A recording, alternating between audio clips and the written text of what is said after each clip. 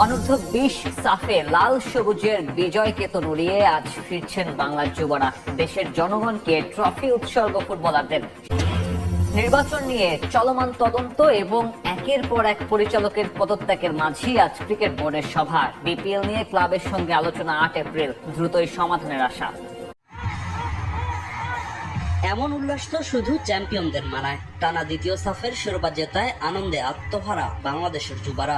আর যেখানে প্রতিপক্ষ ভারত, সেখানে জয়ের আনন্দ বেড়ে যায় কয়েক গুণ। শিরোপা নিয়ে বন উল্লাস করলেও বাংলাদেশের ফুটবলাররা ভুলে যাননি মালে জাতীয় স্টেডিয়ামে তাদের নিয়ে গলা ফাটানো সমর্থকদের কথা।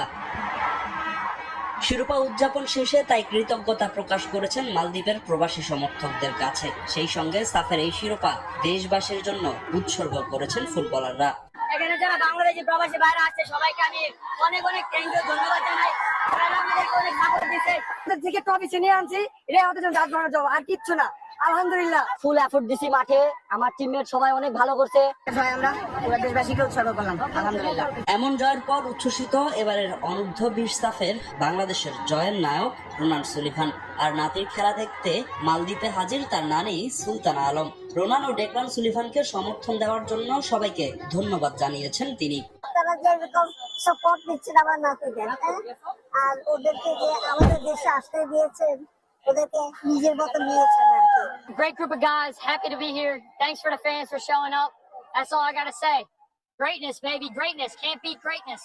আর এই জয়ের বড় একটা অংশ জুড়ে আছে মালদ্বীপে থাকা বাংলাদেশের সমর্থকরা। ভারতকে হারিয়ে শিরোপা জেতায় তাদের আনন্দ বেড়ে গেছে কয়েক গুণ।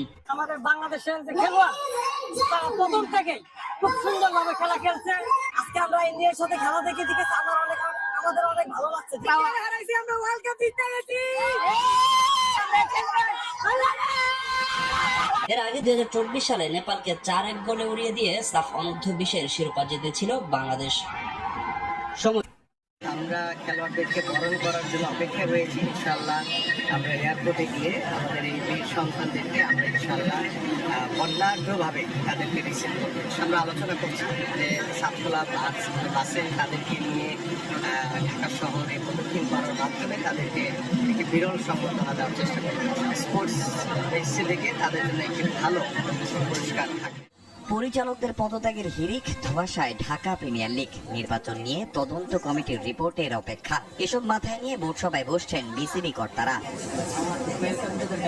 এ সপ্তাহে তদন্ত কমিটির রিপোর্ট দেওয়ার কথা। তার আগে সভা ডেকেছে আমিনুল ইসলাম বুলবুলের বোর্ড। সেই রিপোর্ট থাকবে আলোচনায়। সবাই থাকছে আর কি এজেন্ডা। যে সকল আলোচনা এখন আছে বোর্ড সংক্রান্ত, তারপরে বোর্ডের কার্যক্রম সংক্রান্ত, প্রিমিয়ার লিগ, তারপর হচ্ছে আপনার ওমেন্স বিপিএল, এগুলো সব নিয়মিত বিষয়গুলো নিয়ে আলোচনা হবে।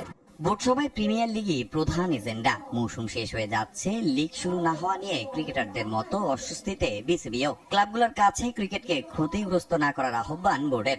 লিগ না হলে বিকল্প কি হবে? আপনি যদি খেলতে না আসেন তাহলে তো আসলে একে জোর করে তো নিয়ে আসা যায় না কাউকে। বোর্ড হয়তো বিকল্প লিগের চিন্তা করবে। ক্লাবগুলো তো ক্রিকেটের বিরুদ্ধে না। যে সকল সংগঠক যারা আছেন তারাও কিন্তু দীর্ঘ সময় ধরে ক্রিকেট নিয়ে কাজ করতেছে। বিসিবি তো চাচ্ছে যে প্রিমিয়ার সমস্ত লিগগুলোই হোক। ক্লাবগুলোকেও আমার দিক থেকে আমি তাদেরকে আহ্বান জানাবো যে আসলে সমালোচনা চলুক, প্রতিযোগিতা চলুক, কিন্তু ক্রিকেট বন্ধ না হোক। পরিচালকদের একের পর এক পদত্যাগ নিয়েও বড্ড দুশ্চিন্তায় বিসিবি। ক্রিকেট পাড়ায় গুঞ্জন, ব্যক্তিগত নাকি কারো প্রলোভন? হুট করে কেন সরে গেলেন বোর্ড কর্তারা? তারা এই বোর্ডের এগেনস্টে, তারাই যদি আবার এই বোর্ডের লোকদেরকে প্রলোভন দেখায় এবং সে কারণে কেউ যদি চলে যেতে, আমি জানি না যে তারা সে কারণে গেছে কিনা। কারণ আমি আবারও বলতেছি, আমি এই ধরনের কোনো অফার। শুরুতেই খেলার খবর। সাফ অনূর্ধ্ব-20 চ্যাম্পিয়ন বাংলাদেশ টুর্নামেন্টের শিরোপা পুনরুদ্ধার করলেও এই ক্যাটাগরিতে টানা দ্বিতীয়বার ট্রফি নিজেদের করে নিল লাল সবুজ প্রতিনিধিরা। টাইব্রেকে ইসমাইল রোনান বীরত্বে ভারতকে হারিয়েছে 4-3 গোলের ব্যবধানে।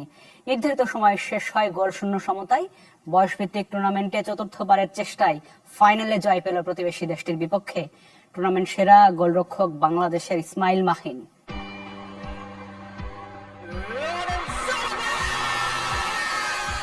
ভারতীয় গোলরক্ষক সুরাজ সিংকে বোকা বানিয়ে রোনান সুলিভানের পানেনকা শট, আর তাতেই আরো একবার ইতিহাসের পাতায় বাংলাদেশ।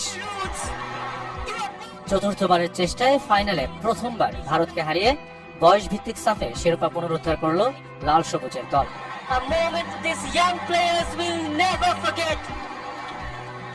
সাফ নারী ফুটসালের পর বছরের দ্বিতীয় শিরোপা উদযাপন বাংলাদেশের।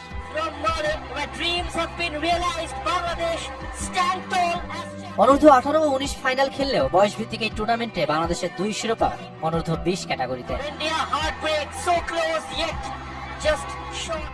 নির্ধারিত সময়ে গোল শূন্য শেষ হলে খেলা গড়ায় পেনাল্টি শুট আউটে, যেখানে ঋষিকান্তের প্রথম শট ঠেকিয়ে জয়ের ভিত করে দেন বাংলাদেশ গোলরক্ষক ইসমাইল মাহিন, যার ধারাবাহিকতায় টুর্নামেন্ট সেরা গোলরক্ষকের পুরস্কার উঠেছে তার হাতে।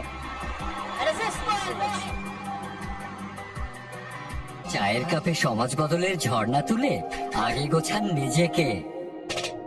প্রিমিয়াম টাইটানিয়াম আলমিরা, গুছিয়ে ফেলুন জীবনটাকে। এরপর বাংলাদেশের হয়ে প্রথম 3 শটে সফল মুর্শিদ আলী, চন্দন রয় ও আব্দুল ফাহিম। তবে চতুর্থ শটে এসে ব্যর্থ স্যামুয়েল রাকসাম, তার শটে বাধা হয় ক্রসবার। তখন সমানে সমান দুদল, কিন্তু নিজেদের শেষটায় ভারত সফল হতে পারেনি। টুর্নামেন্টে টপ স্কোরার রোমাং দোদং বল লক্ষ্যে রাখতে পারেনি, আর সেই সুযোগ কাজে লাগায় মার্ক কক্স শিষ্যরা। প্রথমবার বাংলাদেশ জার্সিতে খেলেন যুক্তরাষ্ট্র প্রবাসী তরুণ ফুটবলার রোনান ও ডেকলান সুলেমান, আর সেটাই স্মরণীয় করে রাখলেন দুই ভাই। এমন জয়ে যুবদলকে অভিনন্দন জানিয়েছেন ক্রীড়া প্রতিমন্ত্রী আমিনুল হক। ঘোষণা দিয়েছেন